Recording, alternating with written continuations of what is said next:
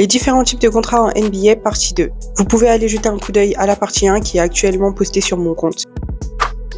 Le contrat de 10 jours. Il dure donc 10 jours ou 3 matchs selon la première échéance atteinte. Ce contrat correspond à une fraction du salaire minimum en NBA. Les contrats sont souvent signés en cours de saison lorsque des blessures ou des absences forcent l'équipe à recruter temporairement. C'est aussi une opportunité pour les joueurs de G-League de se montrer à un niveau supérieur. Ensuite, on a les extensions de contrat. Une extension de contrat permet à une équipe de prolonger son joueur avant la fin de son contrat actuel. Le Supermax est une forme particulière. Il est réservé aux joueurs ayant obtenu une certaine distinction. Par exemple, avoir été All-Star, MVP ou meilleur défenseur. Il leur permet de toucher jusqu'à 35% du plafond salarial. Ce système incite les superstars à rester dans leur franchise d'origine. Le sign and trade est une opération où le joueur re-signe avec son ancienne équipe mais est immédiatement échangé dans une autre équipe. Cela permet aux joueurs de conserver certains avantages financiers comme la durée du contrat ou les augmentations annuelles tout en rejoignant une autre équipe. Ce mécanisme est souvent utilisé pour les équipes qui ne veulent pas perdre un joueur gratuitement. Et pour finir, on a le contrat court de 2 ans. C'est une forme simplifiée du contrat standard. Il est souvent utilisé par les équipes qui veulent tester un joueur avant de lui offrir un engagement plus long. Il peut être garanti ou non, selon les négociations.